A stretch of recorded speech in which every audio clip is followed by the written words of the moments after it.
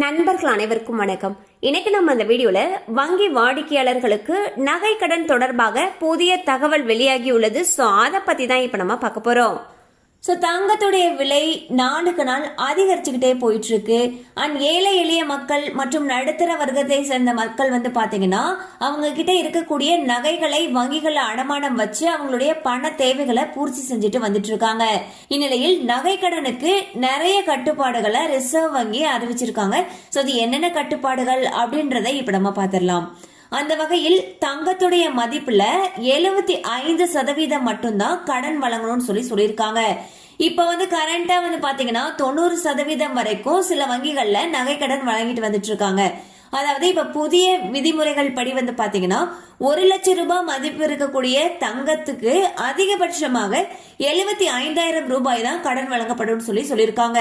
தங்க நகையை அடமானம் வைப்பவர்கள் அந்த தங்க நகைக்கு நாங்க தான் உரிமையாளர் அப்படிங்கிற ஆதாரத்தை சமர்ப்பிக்கணும்னு சொல்லியிருக்காங்க.